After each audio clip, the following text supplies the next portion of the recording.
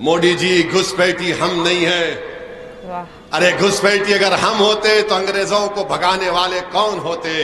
बिल्कुल सही, बिल्कुल। आज मस्जिद और मंदिर के नाम पर लोगों को जज्बात में लाकर नरेंद्र मोदी अपनी नाकामियों को छुपाना चाहते हैं।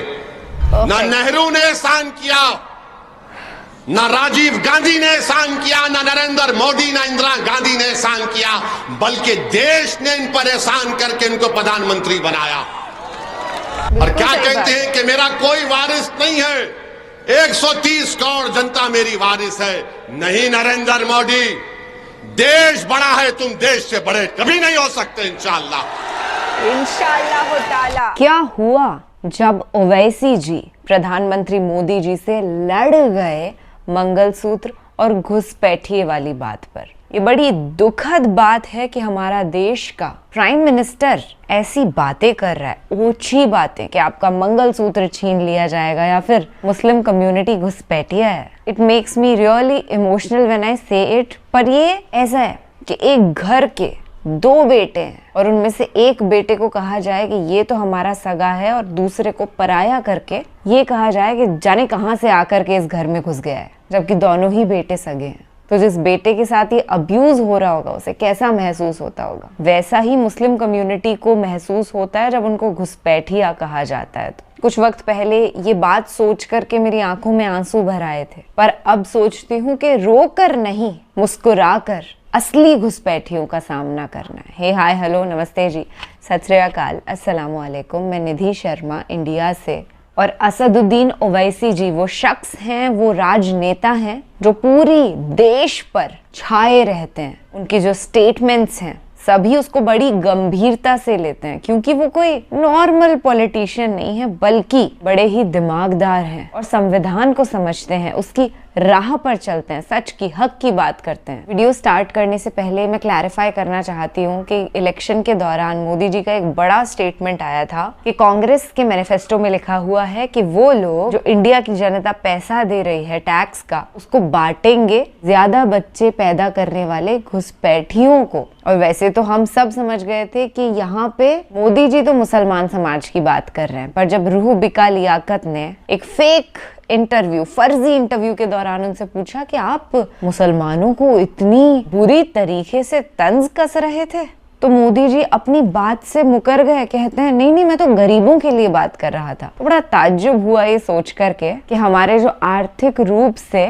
कमजोर भाई बहन हैं उनको मोदी जी कहते हैं ज्यादा बच्चे पैदा करने वाले घुसपैठिए। इतनी शर्म की बात है ना ये। मेरे इतने क्लैरिफाई करने के बाद तो घनघोर से घनघोर अंधभक्त भी समझ जाना चाहिए कि मोदी जी की मंशा क्या रहती है। हिंदू मुसलमान को कभी उन्होंने भाई नहीं समझा, और ऐसे इंसान को हम देश का प्रधानमंत्री तो क्या, एक छोटे से स्कूल का टीचर भी ना रखें। और अगली बार इंशाअल्लाह हमारी ये ख्वाहिशें पूरी होंगी। इस बार बैसाखियों से पहुंचे हैं ना कुर्सी तक, नेक्स्ट टाइम वो हालत भी नहीं रहने वाली है। और उत्तर प्रदेश में मुस्लिम अल्पसंख्यक समाज के नेताओं को बनाने की जिम्मेदारी आपकी है। कौन है समाजवादी पार्टी में मुस्लिम अल्पसंख्यक समाज का नेता? बताओ, कोई नाम तुम्हारे जबान पर आता है? हाँ, ये थोड़े बहुत होंगे, कुछ भी होंगे, मगर कहां नेता तुम्हारा? कोई नहीं है। कहां है सब? या तो जेल में है या फिर कब्रिस्तान में सो रहे हैं। बताओ कहां है, बताओ आप। मेरे भाई थाली मत मारो, मैं आपको भी कह रहा हूं, यह हमारी भी जिम्मेदारी है। तुम क्यों नहीं नेता बनते? क्या तुम में कमी है? क्या आप काबिल नहीं है? क्या बहादुर नहीं है? यकीनन सब चीजों से अल्लाह ने आपको नवाजा है। आपको सिर्फ आगे बढ़कर नेता बनना है। इसीलिए इनको नफरत है ओवैसी से और पल्लवी पटेल से कि ये कौन लोग हैं कि जो बरसों से जिन्होंने अपना एक शाही तख्त बनाकर रखा उसको हम हिला रहे हैं।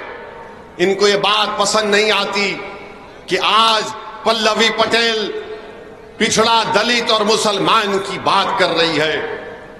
मेरे अजीज दोस्तों और बुजुर्गों, मेरी आपसे यह भी अपील है कि बीजेपी 10 साल से नरेंद्र मोदी इस देश के वजीर आजम और प्रधानमंत्री हैं। 2014 में मोदी ने कहा था अच्छे दिन आएंगे। मोदी ने कहा था 15 लाख हर एक के अकाउंट में आएंगे। मोदी ने कहा था कि 2 करोड़ नौकरियां दूंगा। फिर 2019 आया तो मोदी ने कहा कि हमने सर्जिकल स्ट्राइक किया। मोदी ने बड़े बड़े वादे किए। बताइए, आज मैं उन लोगों से पूछना चाह रहा हूं, क्या तुम अगर भारत से सच्ची मोहब्बत करते हो तो क्या तुम सिर्फ मस्जिद और मंदिर के झगड़े में उलझ कर रहोगे या फिर अपनी नौकरी की लड़ाई लड़ोगे? तुम क्या सिर्फ मस्जिद की लड़ाई में उलझते रहोगे और तुम्हारे घर में चिराग नहीं जलेगा, तुम्हारी दुकानें बंद, तुम्हारी कंपनियां बंद, तुम्हारी फैक्ट्री बंद? मोदी बात करते हैं कि ताला लग जाएगा। क्या नरेंद्र मोदी ने 500,000 की नोट गायब करके कई फैक्ट्रियों को बंद नहीं किया? कोविड का जमाना आया, क्या एक देश का प्रधानमंत्री चंद घंटे की मोहलत भी नहीं दिया और 130 करोड़ जनता से कहा कि भाइयों बहनों भारत बंद, मैं ताला लगा रहा हूं? ताला मोदी ने लगा दिया। जो उत्तर प्रदेश के गरीब बच्चे नौजवान मुंबई में थे, हैदराबाद में थे, दिल्ली में थे, भुवनेश्वर में थे, बेंगलुरु में थे, वो तड़प गए आने के लिए अपने अपने घरों को वापस। नरेंद्र मोदी भूल गए कि उनके इस 2 फैसलों ने लोगों की जिंदगियों पर ताले लगा दिया। आज मोदी बात करते हैं कि ताला लग जाएगा। मोदी बात करते हैं कि बुलडोजर की मिसाल देते हैं। 130 करोड़ जनता का प्रधानमंत्री बुलडोजर की मिसाल देता है। सच में कैसे? आज बीजेपी कहती है कि हम पीओके वापस लेंगे। मोदी जी 10 साल से क्या आप सिर्फ चाय पी रहे थे? पी भी रहे थे, बना भी रहे थे। 10 साल से क्या आप सिर्फ चाय पी रहे थे? लो पीओके को, हम भी कह रहे लो पीओके को। भारत का टूट हिस्सा है, कौन रोका आपको? मगर आज अमित शाह और मोदी बोलते हैं हम पीओके लेना चाहेंगे। 10 साल से आप क्या कर रहे थे? सच्चाई ये है कि हमारी 2000 स्क्वायर किलोमीटर के ऊपर चीन बैठा हुआ है। लद्दाख में डेप्सांग डेमचाक एक मुकाम है जहां पर चीन की फौज बैठी हुई है और मोदी डेप्सांग डेमचाक का नाम नहीं लेना चाहते। पीओके की बात तो करते हैं, बहुत अच्छा है, मगर ये भी तो बोलो मोदी के चीन को उखाड़ कर फेंक देंगे, हम भारत की जमीन को बचाएंगे। मगर मोदी चीन का नाम नहीं लेते, कुछ नाम नहीं लेते। अब चुनाव आया तो बोल रहे पीओके ले लेंगे। अरे 10 साल में ले लेते आप। और फिर मोदी कह रहे अपने भाषण में उन्होंने कहा कि मुस्लिम खवातीन ज्यादा बच्चे पैदा करती हैं। घुसपैठी कौन है? मोदी ने कहा ओवैसी घुसपैठी है। मोदी ने कहा कि हिंदू बहनों के गले से मंगलसूत्र उतार कर दे दिया जाएगा। मोदी जी, हम गरीब जरूर हैं मगर हम इतने गिरे हुए नहीं हैं कि किसी हमारे हिंदू बहन के गले से मंगलसूत्र को उतार कर अगर कोई जालिम हमको देता है तो उसको कबूल कर ले। बिल्कुल सही बात है। अरे हम उस मंगलसूत्र की हिफाजत करेंगे। और मोदी जी, जब आप बात मंगलसूत्र की कर रहे हैं तो जबान मत खुलाओ, बात बहुत दूर तक जाएगी। क्या हमारी बहनें, हमारी बेटियां कम बच्चे पैदा कर रही हैं, ये भारत सरकार का डेटा कहता है। मोदी जी, घुसपैठी हम नहीं है। अरे घुसपैठी अगर हम होते तो अंग्रेजों को भगाने वाले कौन होते? हजरत महल का घुसपैठी थी नरेंद्र मोदी। मेरे अजीज दोस्तों और बुजुर्गों, आज मस्जिद और मंदिर के नाम पर लोगों को जज्बात में लाकर नरेंद्र मोदी अपनी नाकामियों को छुपाना चाहते हैं और क्या कहते हैं कि मेरा कोई वारिस नहीं है, 130 करोड़ जनता मेरी वारिस है। नहीं नरेंद्र मोदी, देश बड़ा है, तुम देश से बड़े कभी नहीं हो सकते इंशाअल्लाह। नरेंद्र मोदी ये कहकर बता रहे हैं कि मैंने भारत पर बहुत बड़ा एहसान किया। अरे कोई किसी पर एहसान नहीं कर रहा है। ना नेहरू ने एहसान किया, ना राजीव गांधी ने एहसान किया, ना नरेंद्र मोदी, ना इंदिरा गांधी ने एहसान किया, बल्कि देश ने इन पर एहसान करके इनको प्रधानमंत्री बनाया। सही बात। मोदी कहते हैं कि मेरे वारिस ये लोग नहीं। मोदी जी, कोई वारिस नहीं, आप काम करने आए हैं। ये राजाओं की बात होती कि मेरे मरने के बाद मेरा वारिस ये होता है। ये देश है, जमहूरियत है, लोकतंत्र है। ओवैसी चले जाएगा, मोदी चला जाएगा, मगर भारत रहेगा इंशाअल्लाह ताला। ये सोच इस देश के प्रधानमंत्री की है कि मेरे वारिस ये लोग हैं। कहां के वारिस? भाई तुम अगर वारिस होते तो आप कोविड में ऑक्सीजन लेकर आते। अगर आप इनको अपना वारिस समझते तो आप इनकी जानों को बचाते। मेरे अजीज दोस्तों और बुजुर्गों, आज भारत के प्रधानमंत्री के बहुत सी बातें हैं। अगर बोलना शुरू करूं तो बहुत देर हो जाएगी, मगर सिर्फ आपसे इतना अपील कर रहा हूं कि ये पार्लियामेंट का चुनाव है। आपको जरा ऊपर उठकर वोट देना है। आपने सबको आजमा लिया। आज हम आपसे अपील करने आए हैं कि पीडीएम को आप अपने दुआओं से, अपने आशीर्वाद से नवाजिए और इंशाअल्लाह ताला हम आपकी उम्मीदों पर उतरने की पूरी कोशिश करेंगे। आप हमारा साथ दीजिए। भारत में अगर बीजेपी के बढ़ते हुए कदमों को कोई रोक सकती है तो पीडीएम रोक सकती है। और फिर उत्तर प्रदेश के मुख्यमंत्री हैं, वो कह रहे हैं कि फुला बादशाह की आत्मा आ गई। मुख्यमंत्री आपके आत्माओं के एक्सपर्ट हैं।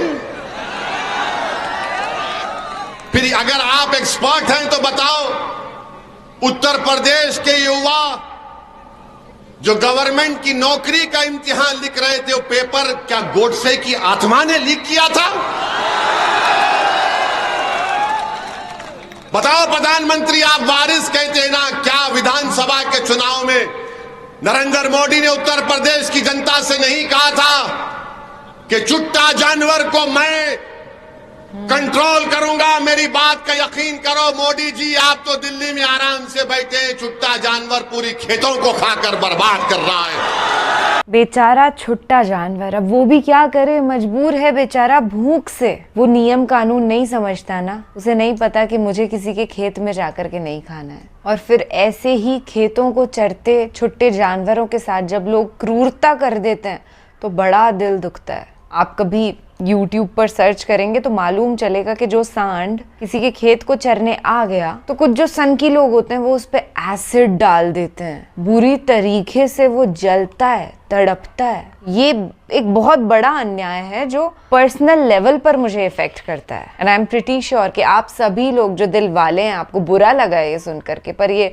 हमारे देश की सच्चाई है। ओवैसी साहब का एक एक पॉइंट काबिले तारीफ था। स्पेशली ये जो बात बोली ना मोदी जी ने कि मेरे वारिस हो आप। अरे अपने बच्चों के लिए तो एक बाप जीते जी इतना कुछ करता है, मरने के बाद के लिए भी छोड़ के जाता है। तुम तो भूखा मार रहे हो लोगों को सड़कों पे, अनएम्प्लॉयड रख रहे हो देश के यूथ को, वो युवा जो पढ़ा लिखा भी है, काबिल भी है। अरे टॉपर्स तक बेरोजगार हैं यहाँ। देश में ऐसी मारा मारी पहले कभी न थी। मोदी जी की स्टेटमेंट से ना क्लियरली पता चल जाता है कि असली घुसपैठिया आखिरकार है कौन। अब बताइए, आपको कौन लगता है वो देश का सबसे बड़ा घुसपैठिया जिसने चोरी चकारी करी है, लूट मार करी है और एक बहरूपी की तरह ढोंग बना करके रखा है, जैसे वो देश का सेवक है, पर असलियत इसकी ऑपोजिट है। मैं ओवैसी साहब को धन्यवाद कहना चाहूंगी कि वो हमेशा सच को उजागर करते रहे हैं। And more power to him and may God bless him with more power. और मैं आपको भी धन्यवाद करना चाहूंगी कि आप सच को सुनने की काबिलियत रखते हैं। आज के वक्त में तो कई लोग वो पेशेंस भी खत्म कर चुके हैं। ऐसे ही देश के अच्छे नागरिक बन के रहिए, क्रांति एक दिन जरूर आएगी। ख्याल रखिएगा अपना और अपने सभी घर वालों का। खुश रहिएगा। राम राम, दुआ सलाम, जय हिंद।